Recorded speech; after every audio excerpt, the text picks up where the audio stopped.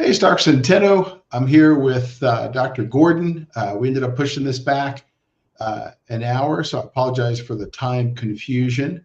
Ultimately, what I really wanted to do tonight was to talk to Dr. Gordon about the intersection between craniocervical instability, chronic inflammation, and infectious disease. And this is an area that I don't know a lot about, but I've talked to Dr. Gordon about this informally, and I thought it would be really interesting for patients to see in this kind of format. So, Eric, thank you so much for joining us tonight here and answering questions and talking about all of this stuff. Tell everyone about your background. How did you get started in what it is you do? Well, first of all, thank you, Chris, for having me on. I really appreciate it. And I apologize for the sun in my eyes. I said this is in the middle, like the end of my day, and usually I'm home where there's a studio, but we're in the office. But anyway, how I got into this, man, this world of chronic illness, is just simply I was always interested in health. Interestingly enough, in how to keep people healthy. And you quickly learn in medical school that you have no idea really how to do that. That's just not what we're taught. But I always, and in combining with, so it was always a curiosity about what was going on in the body. And I always believed my patients. One of the problems that I tell everybody really is that the problem with doctors is that they start off with amazing open hearts, and almost everybody who goes into this does they really want to help another human being. And then they go through training, and in a lot of our training, at least in that year of internship or in the last 2 years in medical school, you spend a lot of time in emergency rooms where you are taught, instead of having an open heart, well, maybe an open heart, but no longer an open mind. It now becomes like, are you telling me the truth? Is this really what's happening? You get into that detective mode because of the nature of our healthcare system, where people who are in need of excuses or services or things, but not always, there is some mistruths and obfuscations of the truth in order to get something they need. But that's not who comes to see you in your offices. The people who come to your office are people who are just looking for help. And so so listening to the patient, believing the patient, and if you're doing medicine, you're confronted by people who, after they tell you their stories, you don't have any quick answers for. Because when people with chronic illness, they have complaints that don't fit into what we have been taught to look for. You come in and you have, POTS, postural orthostatic tachycardia syndrome. Well, but if you walk into the average practitioner who doesn't see that, his first thing is, oh my God, you either have terrible heart disease or you're lying or you're exaggerating, one or the other. And because if your heart's racing 130, you should be really sick or just anxious. Right. So anyway, so it's all these things. So that's got me into this field, is just listening to people and realizing that I didn't have the answers from what I was taught. So then you have to keep learning and reading people who didn't fit in the mainstream. And I spent, a lot of time in the 80s learning from, learning from people like Jeff Bland, who nobody was really listening to quite yet in the 80s. And a lot of people who called themselves, there was an alternative health movement in those days. And those are the people who are now probably doing functional medicine. But in those days, we were just out there doing our best to try to help people using more natural means than we could, because most medicine is Band-Aid medicine, which is great medicine. I mean, but it doesn't fix underlying problems. But it keeps us alive, and it's not to be laughed at. It also lets you, I use a ton of Band-Aid medicine because it lets me stabilize somebody, so then their bodies can respond and can heal. Because if your body feels like it's dying, it's really hard for it to reach a point where you can really heal. Because fear it's very hard to heal when you're in a lot of fear. I mean, people do. Luckily, the body is an amazing thing. People heal under all kinds of odd conditions, but you do heal easier, and if you can actually get a little sense of relaxation and less pain into the system. So for a long story, that's how I got into this. And just listening to patients, believing them, and keep talking to people who had good ideas, because this field is full of brilliant people. I mean, just like, the work that you do is a very good example. There you were, you saw people who did not fit the mold of doing the kind of surgery and kind of repair work that everybody else in your field does. But you thought about it. Yeah. And I love the listening part, because I remember telling our fellows through the years, if the patient doesn't get better, it's your fault. And then say, well, okay, what comes after that? Well, it's still your fault. What comes after that? It's still your fault. And then, maybe like the fourth time around, you can say, man, maybe it's the patient. But if you don't do that, then you never get responsible for your outcomes, and you never get really good at what it is you do. Because all too often, as you talked about, the medical care system blames the patient. Yeah. Oh, yeah. And you had me there for a minute when you kept coming back with it's your fault, and I realized, but that is the point, is that when people aren't getting better, is what are we missing? What aren't we seeing? How should we look at this better? And that's a very, very good point. Strongly made. Yeah. So tell me, in a given day, you're in clinic today, describe an average patient that walks in, and, what they have, what kind of testing you're doing, what are the things you're suspecting, how does all that work? Well, at this point in my career, and actually for most of the people who come to our clinic, they are people who have, some inability to function normally that hasn't been solved for usually a few years. I mean, because actually when people call to make a new appointment, if you haven't failed other places, we're a waste of money to start with. I always tell people, I mean, to be fair, is that most people, there's a ton of really good functional medicine doctors out there, naturopaths, MDs, DOs, that are usually able to help people who have just been, tired, fatigued, tired, stressed, chronic gut problems, early Lyme disease, early bugs.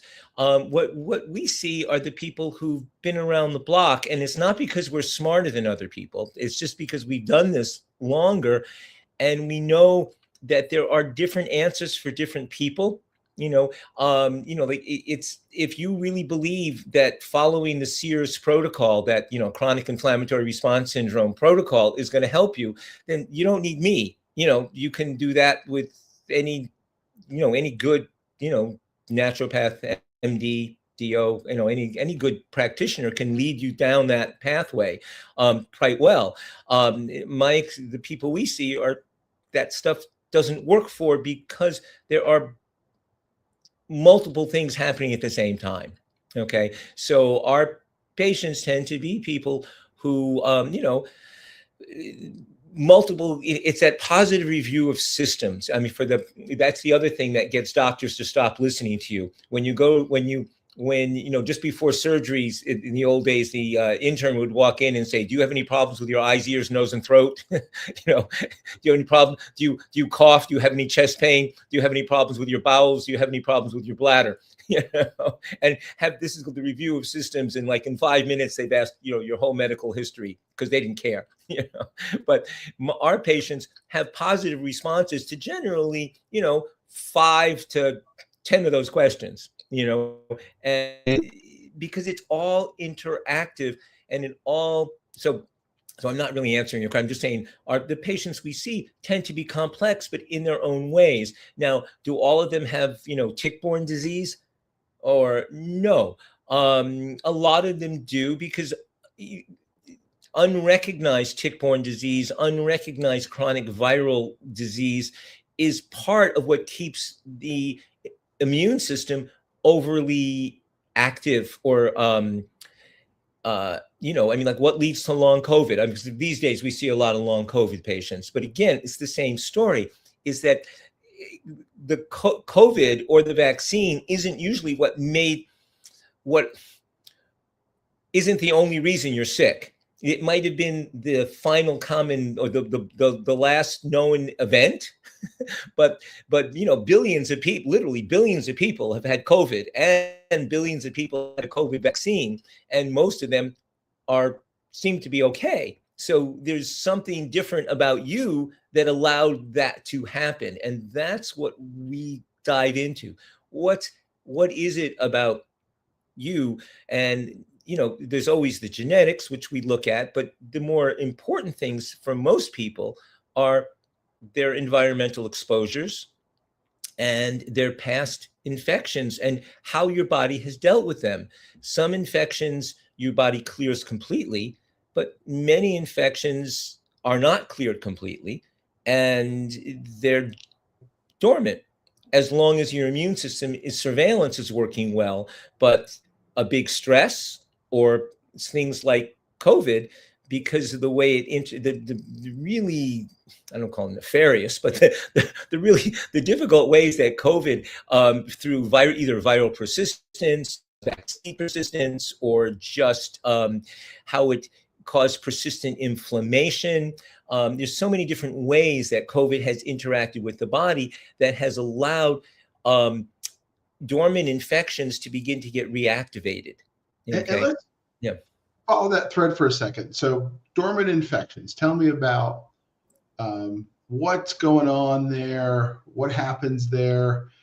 It sounds like your thought is that dormant infections can trigger that immune surveillance and cause chronic inflammation. So go down that thread a little bit. Okay. Well, basically, in order for an infection to persist in your body, it has to come to some terms with your immune system. The immune system, our microbiome lives with our immune system. And when the bugs get out of the gut, like I said, the tick-borne infections, figure Epstein-Barr, which lives in our B cells, or HH6 and HH7, other herpes virus, they live in our T cells. So these guys have evolved with us. I mean, literally, probably, like the viruses, probably over 1 billion years, God knows, for as long as we've been evolving as a species. No, we haven't been around that long, but, but put it like mammals right. and these bugs, we've co-evolved, okay? They turn on our immune system, and our immune system responds to them. It's a dance. Now, so, and Lyme, I think Lyme is a good, clean example of this, because, I said, God knows how many people have Lyme disease and don't know it. We all walk around in the wood, people hike, they get tick bites. You don't know you get a tick bite half the times, at least, because the ticks anesthetize the skin, and they tend to go in places that you don't look. And they eat, they feed, and they fall off. And so you didn't know you had it. And you might get a cold, and you might get nothing. But that was Lyme disease. And if you're really good, your immune system maybe knocks it out completely. And if not, it takes up residence deep in connective tissue, often, where the immune system surveillance isn't that good. But it also releases cytokines of its own, and also stimulates your own body to release cytokines. Like one of the famous ones, IL-10, which we see a lot, which is something that your body releases to kind of quiet down to prevent an over-aggressive T cell response. So you're not busy killing too many of your own cells that might be a little sick. And so your body develops a new homeostasis of, like, your cytokines have a different balance now. So you're not going after that Lyme but again, the Lyme is staying quiet. So that's how we live with these bugs. And that's all fine until that trade-off that you made in order to live with Lyme, and then suddenly you get another infection or a big stress, and your immune system is called to work really hard, and the Lyme has interfered with your body's able to give a totally good response, and then the system starts to unravel. I mean, each bug has a different way of interacting with your immune system for its own survival. Okay, and so that's why there's no easy things, and there's research on all of this stuff. It's not put together because these bugs generally don't kill you, and when they do kill you, they kill you because they're overwhelming, and then we're back to regular infectious disease, which is based on what is going to kill you or disable you. And so that's why these bugs have stayed quiet, because doctors decided, I don't know when, about 40, 50 years ago, that other than tuberculosis and leprosy, there weren't too many bugs that lived in your... That was a very... that's why the problem of being in the office, not in the studio. No worries.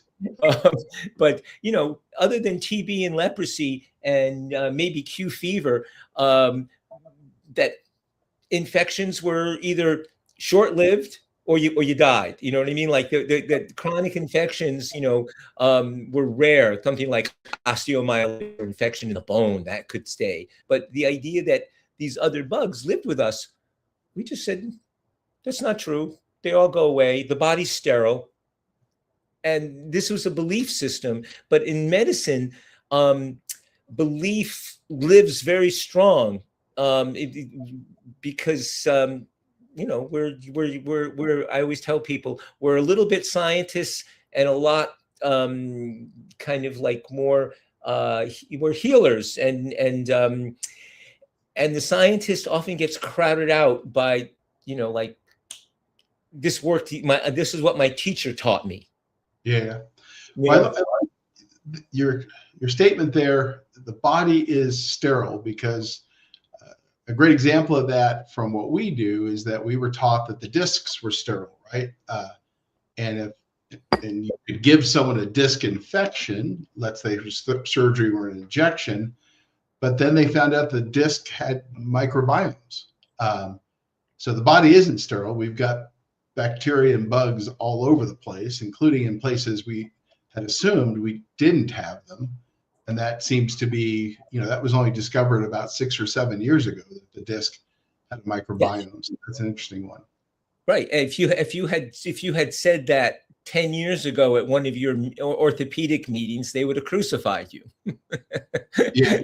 I mean, that's how strongly doctors believe in the stories that we were taught in medical school, and then we have to spend the rest of our career unlearning them, because as every the apocryphal story that they always tell, the first day of medical school is not all of them, but many medical schools, the professor will say, half of what we're going to teach you is wrong, and we don't know which half it is, because they're honest in the beginning, and then then they forget that teaching, and you go out in the world and you think whatever I know is absolutely right, and then you keep being confronted by these, strongly held belief systems that don't let you see what's in front of your face. Yeah. Which is the idea that infections are, in a lot of situations, are chronic and lifetime, and sometimes they have to be addressed, and sometimes the patient seems to do okay, and it's so that comes back to, you got to listen to the individual in front of you and see who they are, and not try to treat them as though they're a population statistic. Yep. So you see, I love this idea of multiple insults, right? Also that the body can have bugs living within it. We certainly know that now through all of the research published on the microbiome, that we live with bugs, that we get used to living with bugs. Certainly would make sense that some of those living arrangements would lead to chronic inflammation. And then how do you think that interfaces with CCI, since we have a lot of CCI patients on here? What's been your experience with all of that?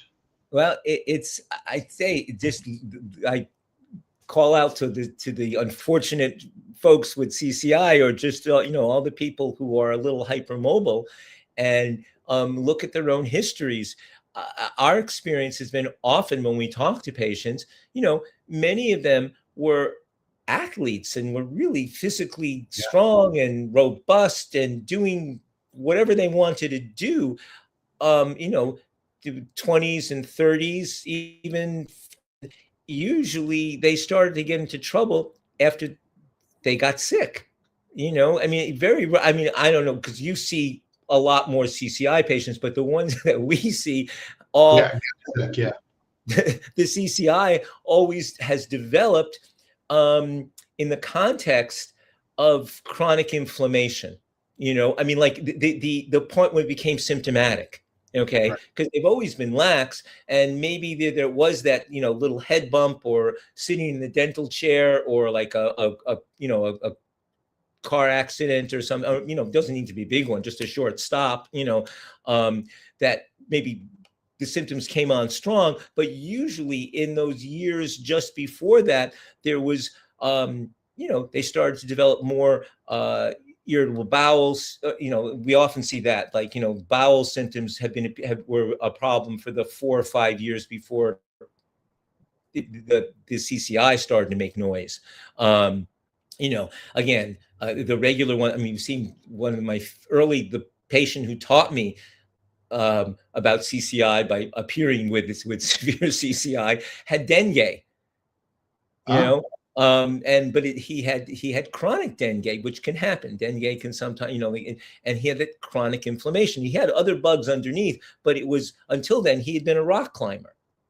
So obviously his neck was in pretty good shape. He was muscular as hell, but it was that what was almost a year of low-grade inflammation. Okay, because what inflammation is, well, God knows what inflammation really. It's when in order for your white blood cells to get out of the bloodstream into the tissue, okay, and what happens when you get inflamed or you have an infection, you release a lot of different chemicals, like these metalloproteinases, but just lots of a lot of the cytokines that we talk about, the interleukins and interferons, will all TNF alpha, they all have a tendency to make the connective tissue between cell to cell a little more open, a little lax, make a little more space. So bigger to white blood cells that are normally too big can fit through. Well, when this keeps happening, when those same chemicals keep happening, and you have connective tissue, which is a little different to begin with, it gets a little more lax. And that's all you need to go from having no symptoms to having symptoms. And we see it because sometimes, we've had a few cases where people have had, significant symptoms from CCI usually, or, one of these cervical vertebrae. And when the infection's been cleared, things tighten up again. Because you can feel it. Again, I don't need an X-ray. Just somebody with good hands, you can feel the tension, and you can feel the fact that now you can't pull that neck up. It's like a normal neck. You pull it and, there's a little laxity, but basically everything is sitting together rather than the head moving. And just the fact that the symptoms go away. People no longer notice when you press down on their, because, it's hard for people with CCI to realize that, if things are working well, you can carry 50 pounds on your head, or you can have it pulled up with 50 pounds, and it doesn't change your neurology. You know, you don't think better or get a headache. So what would that So, treatment look like? So let's say someone's got chronic Lyme and other things causing chronic inflammation. How do you get that under control? What does that treatment look like? ooh, anything that works. And I know that sounds that's the issue. It's, you know, obviously when it comes to tick-borne disease, everybody thinks of, okay, we're going to, you know, antibiotics or anti-parasite medications. And for some people, that really is the way to go. It does. I mean, there are people who we treat with antibiotics and they get better. Now, I don't see them as often as I did 20 years ago, 25 years ago, because again, I tend to see people now who have failed or have been sick for much longer. I think in the first few years of symptoms, many people will respond to antibiotics. Okay, now the downside of the antibiotics is that in some people, they will make a mess of their guts that become another decade of repair work. But this is what's so difficult in medicine is that, but there are also lots of people who you can take antibiotics for 6 months and their guts, you know, wind up being a little of an issue, but not much. And you can get them back to normal in a few months later. See, this is what is so hard in medicine, especially medicine on the internet, okay, is because everything we do, there are some people who it's going to hurt badly. Yeah. Okay. And our one of my goals, and I think it's been happening, is if we can have a better sense before we start a therapy who is likely to suffer. Okay. Now, a lot of that is from history because people have already done bad things to you, so we know not to do it again. But you know, but looking at someone's microbiome will give you an idea of how robust it is. If it looks like it's already really depleted, if it already has you know, overgrowth or really imbalance in the bacteria, then yeah, it's probably not a good idea. You know, if they don't have any, you know, lactobacillus or bifidobacter to there at all, that yeah, they're probably already in a not a good balanced state, and so antibiotics not a good idea. If they have and the funny thing is, people with mast cell activation, herbs usually aren't a good idea. I mean, which always gets people very upset when they already say, I'm so sensitive, I react to everything. But yeah, but herbs have too many chemicals, too many chemical moieties that your body thinks that are information for your immune system. And right now, when you have mast cell activation, those very sensitive cells that are sensing the environment, mainly your mast cells, they don't do their herbs have the signals that mast cells are really good at picking up, and antibiotics you'll tolerate much better. And it goes, and those are the two major things that people think about when treating. But obviously, there are, well, I can say, I mean, there are some people who use frequency therapies, and there are people who use the SOT therapies. There are just a lot of sometimes just there are some people who really, if you just balance their body, I mean, who are capable of the immune system coming back in control. When I say by balancing their body is if their nervous system is working well and you can heal their guts and do what, you know, like I said, what naturopaths and functional medicine doctors like to do, and we all like to do, which is get the gut working well, get the hormones working well, get good sleep and good sun exposure, and do all the right things. But unfortunately, that's rarely somebody who's been sick for 5 years. That stuff works really well if you've been sick for 6 months or a year, and many times you can just do those things. But when you've been ill for a long time, the compensations that your body has had to the infection make it a uphill battle to just get better by balancing out your gut and your hormones. That ship usually has sailed, though it's still important to do, but it's not going to be enough. And one more thing I'll be shy. One of the things that I've really been working on the last 6 months is going back to where I started in medicine. I started in doing this kind of medicine thinking I was going to support people's nutrition. Okay. And you know, like, and I remember in the early days, this is like 30 something years ago when I started just doing nutritional medicine. You know, we had people would come in with like shopping bags full of supplements. And like I say, I never met a supplement I didn't like. You know, I mean, like, there's always a reason that this supplement is going to help somebody, but whether 50 of them is going to help anybody, I don't think so. But the point is, but now, only in the last few years, we're getting more tests, tests that look at multiple metabolites, multiple chemicals that your body makes. And we're beginning, through the use of AI, to be able to have a better idea of what nutrients you're really low in. And these are often not fancy nutrients, but trace minerals. Okay.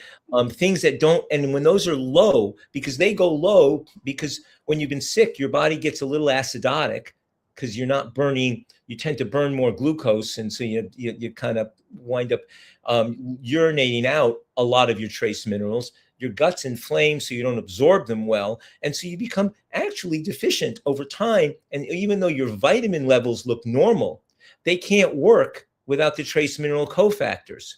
And our blood tests for the trace minerals aren't very good because they're in the blood.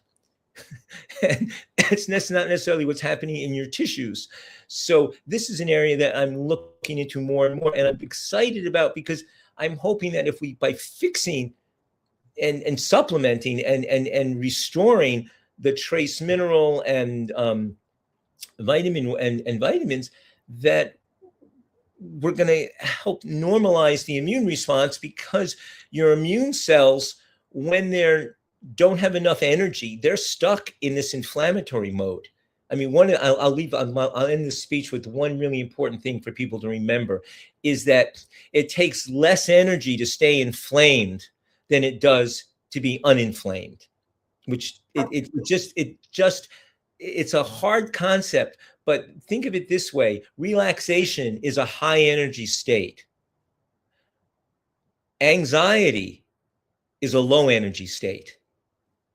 Okay. And if you wonder about that, just think for a minute. What happens if you don't get a good night's sleep and somebody bothers you? Aren't you a lot more irritated when you're not well rested? If you're well rested, people can like come at you and you can go, oh, do I want to respond this way or that way? But if you're tired, you tend to get kind of irritated response real quick because you don't have energy. When you have energy, you have choices. When you have low energy, you lose choices. And the same thing is happening in your cells. Okay. When your T cells and B cells when their mitochondria are not working well, they are primed for inflammation. They are primed for fighting.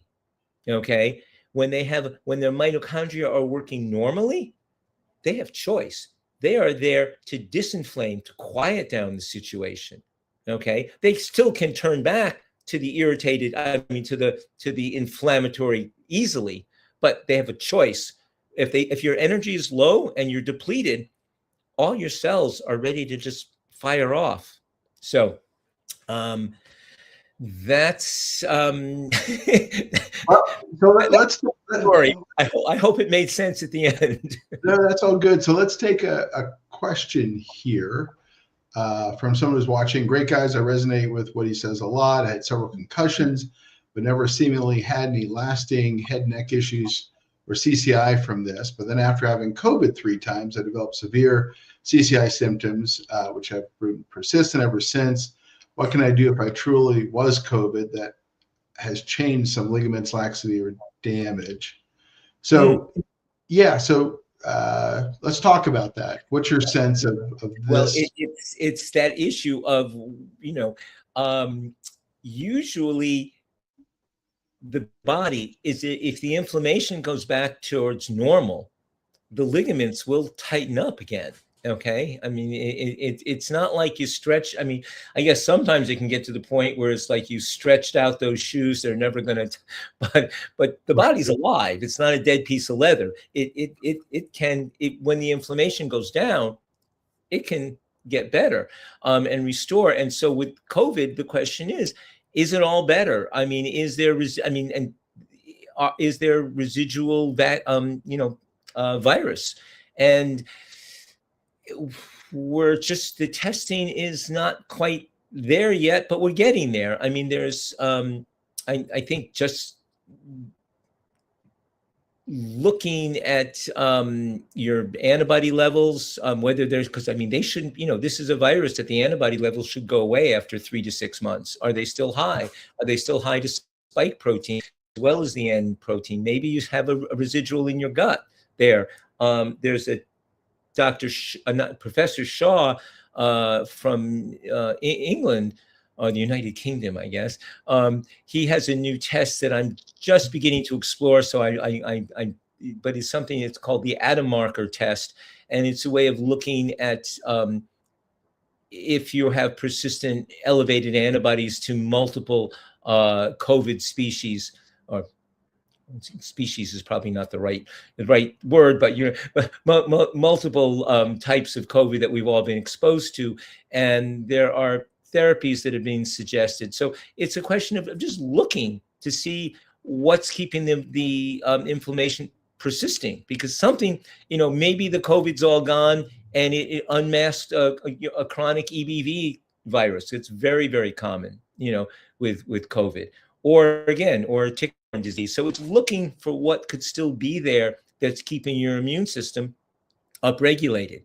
And that is the name of the game, I think, is doing our best to figure that out.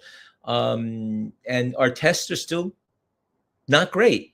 So that's the problem. It's not like you can get the test. Oh, the test was negative and I'm done.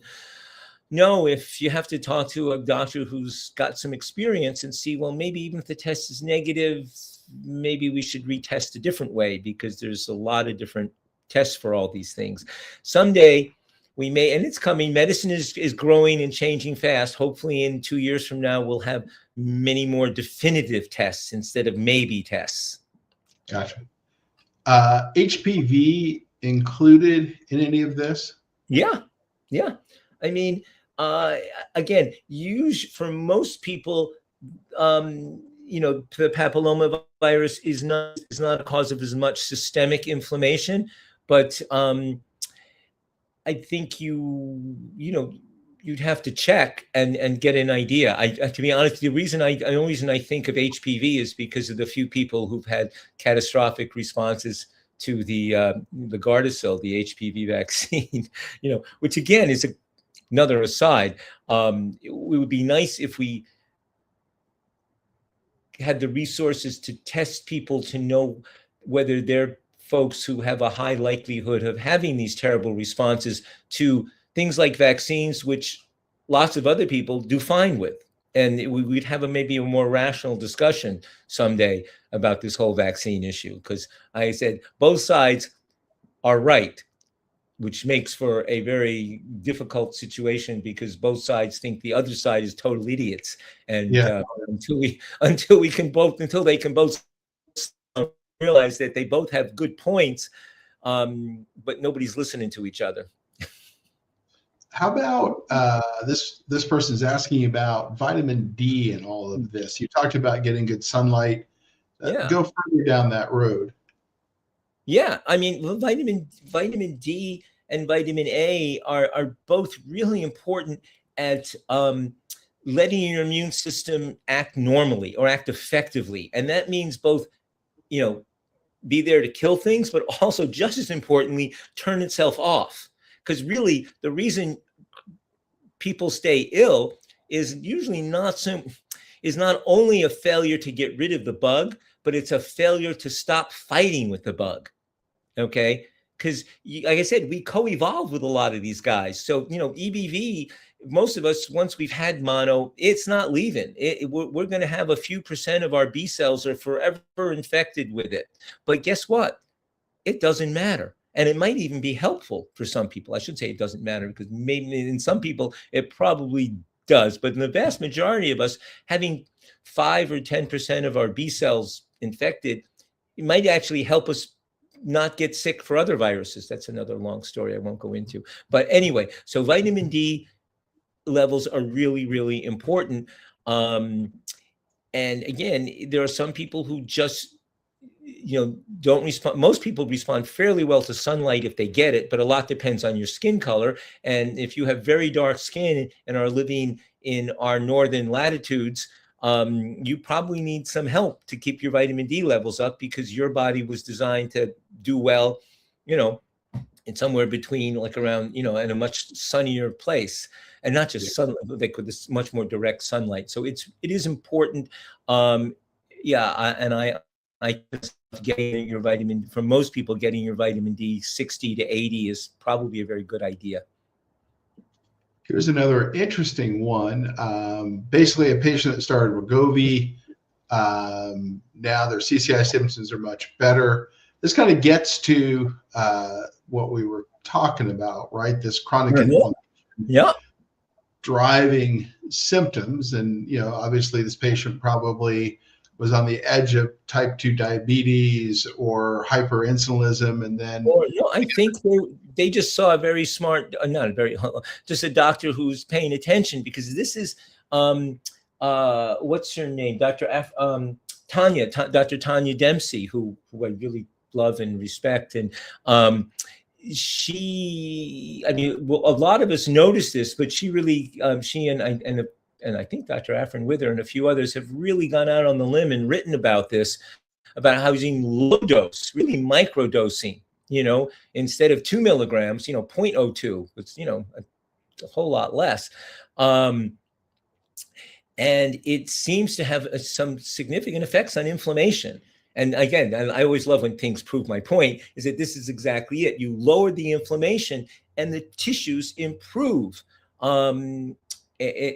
This is impressive, but we're seeing this a lot, and a lot of people in the MCAS community have been are beginning to use this low dose of the GLP-1s with really good effect, and a lot to learn from this. I mean, because I haven't done a deep dive on the physiology of exactly what it's doing beside this magic. Oh, inflammation is going down. Yeah, no, I mean, that's a good one. Here's another one. Can Lyme disease cause inflammatory arthritis, which can in turn affect vertebral joints and disc? Is the gut where you treat first? Well, the answer is yes. That's what Lyme disease is known for. That's what was the hardest part, is convincing doctors that if you didn't have a swollen knee, you didn't have Lyme disease, because that's how, when I started, that was the only way you thought about Lyme. If the kids would come in with a swollen knee and, maybe it's Lyme. But yes, it does. And it definitely can affect the vertebral joints. We see a lot of spinal pain with Lyme disease.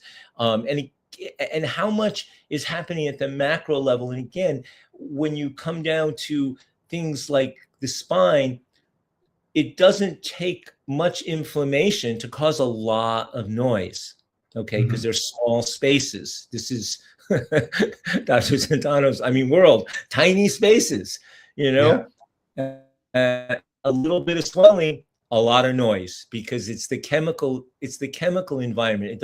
It happens on the physical level of just pressure, but the changes in the micro doses of inflammatory noise creates a lot of pain and a lot of discomfort. So yes. Blessed beyond. My understanding, I thought ligaments can't be healed on their own. So what Dr. Gordon is saying is that there's a potential ligaments can heal on their own if Laxity was caused by infection or more, it seems more like the response to the infection, right? I think it's the inflammation. I'm sure there are ligaments that are definitely hurt. But everything in the body can heal. The question is how much, like you can, you can regrow pieces of your liver. If you're young, you can regrow pieces of almost anything. But as we get older, they can get slower and less for sure.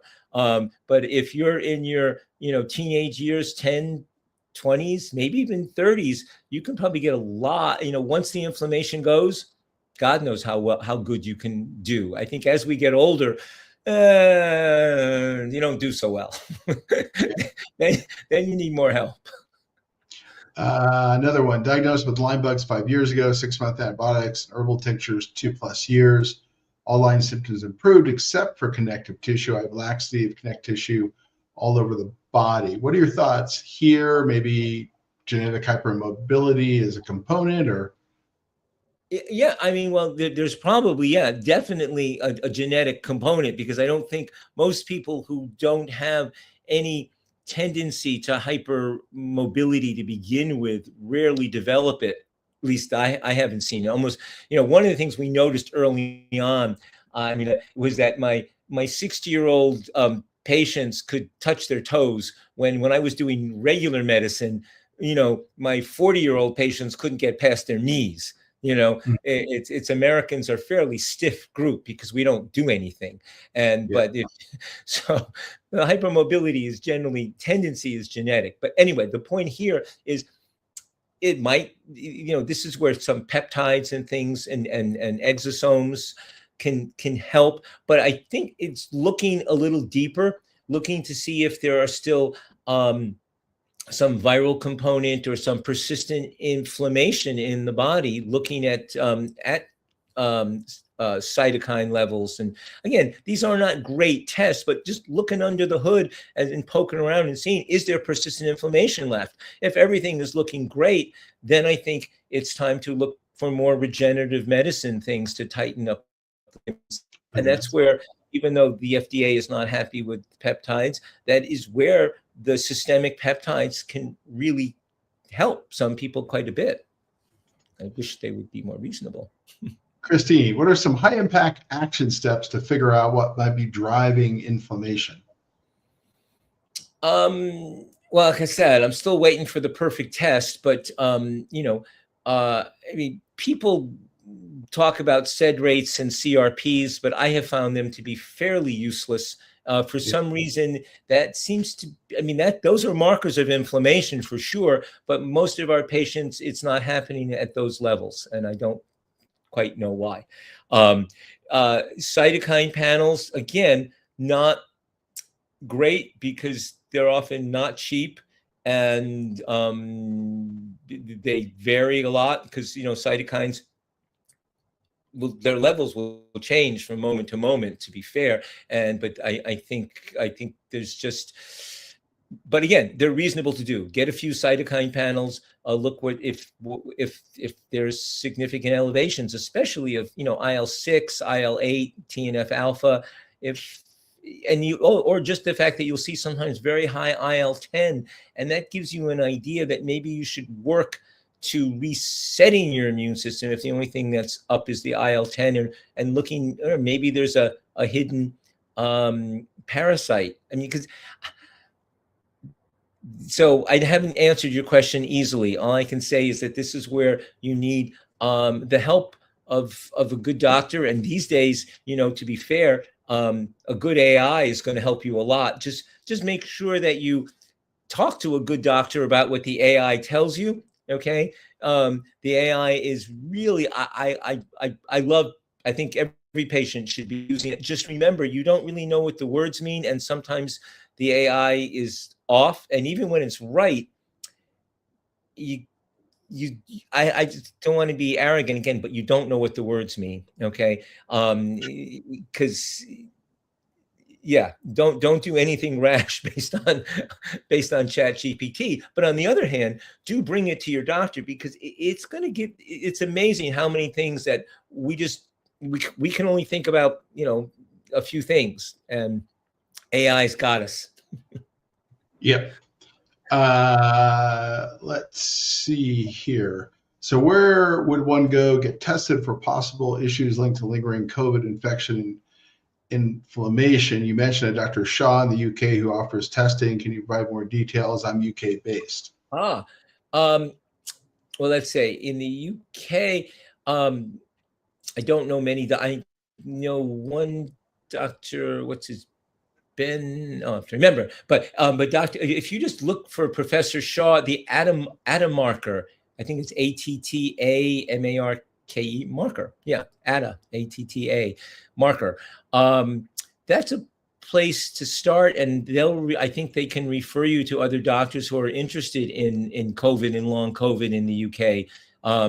And there's not a lot of them, but there's a bunch, and it's interesting. And then because they have a centralized health registry in the United Kingdom, they're actually doing some interesting work. So I think that's a good place to start.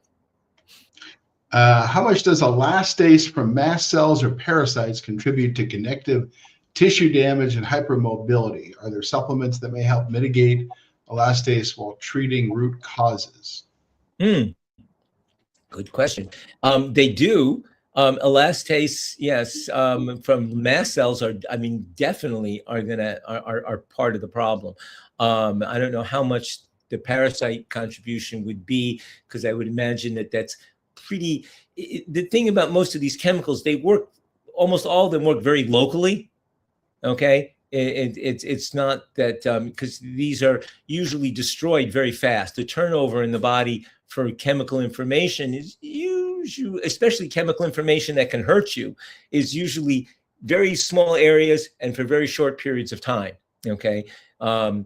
So it's more probably the mast cells that are your issue. And how to treat elastase, I don't know off the top of my head. That's what I always tell people now is that, because I'm very old, and my short term and my memory, I know I'm very thankful that I lived long enough to see AI, because it's my friend, because I know lots of things, but the details go away. So I'm just happy it's there. So you can do the same, and then talk to your doctor. Okay, but I really encourage people that the world has opened up. I mean, I've learned ever since the internet. Well, actually, before the internet, my patients were good. They were always looking things up in the library. But ever since the internet, I have learned probably at least 30 to 50% of new information from my patients who are busy looking stuff up. Yeah, I agree with that. Dr. Gordon, what do you think of organic acid tests for mitochondrial function? They're a hint. They're a good hint. Okay. Again, it's all in the interpretation, and this comes back again. Years ago, I myself I used the organic acid test on a very basis, but I don't know, about 10 years ago, I started working with a fellow, Michael McAvoy, who actually has, I think, a course online if you really want to get good at interpreting the organic acid test, because there's a lot of information there. Again, it's all contextual. The organic acid test can vary. So don't run with one test. But if the numbers are off by quite a bit, they are usually significant. Okay, it's just what I'm saying. If they're off just a little bit, if it's a little far from normal, and because they're urine, and they're not that well calibrated, because they're trying to. Just believe me, but they're good tests if you get somebody who knows what they're doing to help interpret it with you, and it can give you a pretty good idea of if your mitochondria are in trouble. Gotcha. Can I get a cytokine panel testing through a naturopath? Yes. Yeah. If they can order blood work, sure. LabCorp, Quest have panels, and I'm not. I prefer Infectolab has a nice panel that's not too expensive, but it's not covered by insurance, so that's a thought. A lot of people were getting the panels from Radiance and the Bruce Patterson's COVID tests. Again, remember, these things can vary, but if they're significantly off, keep looking. So. Noreen, is endothelial dysfunction secondary to severe eclampsia a contributing factor? That's an interesting one. Very interesting. I haven't thought a lot about eclampsia in a long time, but basically, dysfunction, I think in my mind, is really part of the eclampsia. I mean, like, God, I haven't thought about eclampsia in a very long time, but basically it is vascular. In my mind, eclampsia is a vascular problem. I mean, that's what it is. So, and whatever allowed the development of the eclampsia, and again, that's where some of the trace minerals, magnesium and things of that sort, probably play a significant role or a role. I'm sorry, I really can't give you a detailed answer because I said I haven't. It's been probably it's been a long. Years. It's been 40 something years since I delivered the baby. That's right. As a USA resident, where is the best place to get tested for lingering infection and inflammation? How would they go about doing that? God, I mean, the best place there is. I mean, that's the problem. Is that it's a work in progress because nobody's. We're all struggling. I think. And if you look around at any of the doctors that are working in the field of long COVID and and chronic tick-borne diseases, you're going to find and MEC, the doctors who treat ME/CFS, who understand that a significant percentage of people with ME/CFS have underlying tick-borne disease. Not all of them, but a lot of them. And there just was a recent study that confirmed in a cohort, in a group I forgot, I think it was in England, that just showed that there were positive, that a lot of people with ME/CFS have, and which is difficult because patients fall in love with their diagnoses. And I just urge all of you to remember that yes, you are ill, but you could have gotten there for lots of different causes. And just because you start off with a diagnosis of tick-borne disease doesn't mean you can't really have more chronic fatigue, and vice versa. They're not mutually exclusive. They often come together. So at the end of the day, you just got to find a good doctor because I can tell you that medical centers are pretty useless at those kind of things, unfortunately. Can we work through these infections while going through a PICL? Would that serve the best net benefit? Oh, yeah, most of our patients have worked, well, they've tried to work through them. I think, as Dr. Gordon has said, his practice is now dominated by patients who have failed the low-hanging fruit stuff, if you will, when it comes to functional medicine. And so many of our patients are in that boat. But what are your thoughts, Eric, about this one?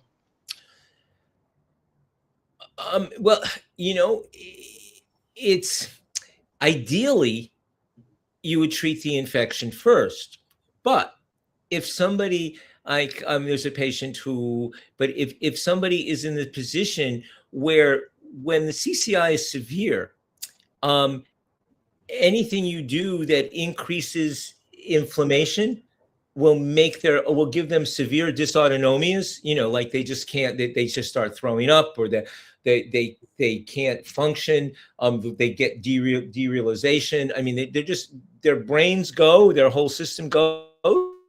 Then no, you gotta you gotta deal with the neck first. I mean, that's the thing.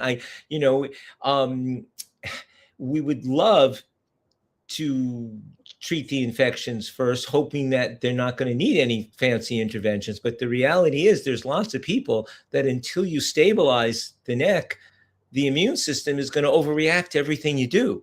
So people are going to think that they're sensitive to every medicine given to them. And it's not true. Once they get the neck stabilized, then you can then treat them. I think mast cell stabilization is something always to work on first with people, but treating infections often has to wait until the neck has been stabilized. Unfortunately, it just depends on the patient.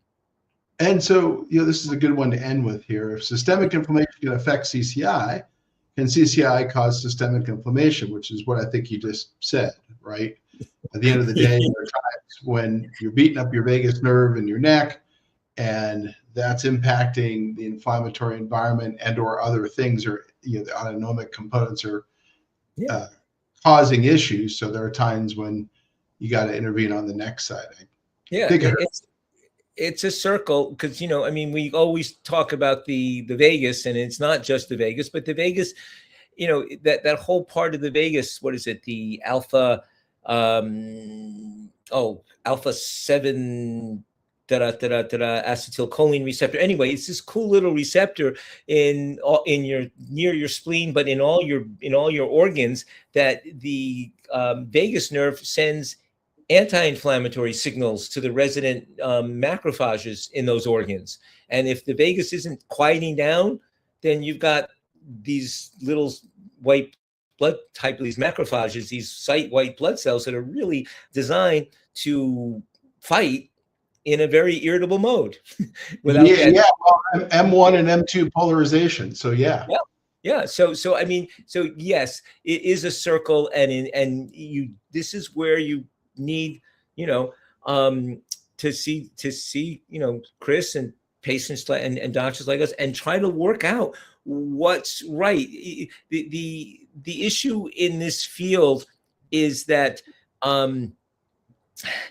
we're dealing with individuals. That's the thing, is that when you go to Stanford or Mayo or Harvard, wherever you're, they're doing population medicine. They're doing things that are going to work for, whatever 80%, 90% of the people they see. By the time you're seeing people like us, you've fallen off that bus. You're not there. It's all about you. Okay, you don't want to be an exquisitely individual when it comes to your health. Unfortunately, if you're listening to this, you are. Okay. And that's the problem. We got thank yous here. We got thank yous there. Okay. And it was fun. Thank you. Yeah. Thank you very much, Chris, for inviting me. I mean, it's always interesting to think about these things from new perspectives. Well, thank you so much, Eric, for joining us tonight, especially after your clinical day. I want to thank everyone for joining us, for all the great questions. As I always say, there are no bad questions. Questions help to prompt discussion. Questions help other people learn about maybe things they hadn't thought about before. So thank you for participating tonight. We'll be back at the 4:00 time Thursday next week. And Eric, thanks so much, and I'll let you go from here. Thank you. Pleasure. Okay. Be well. Bye-bye.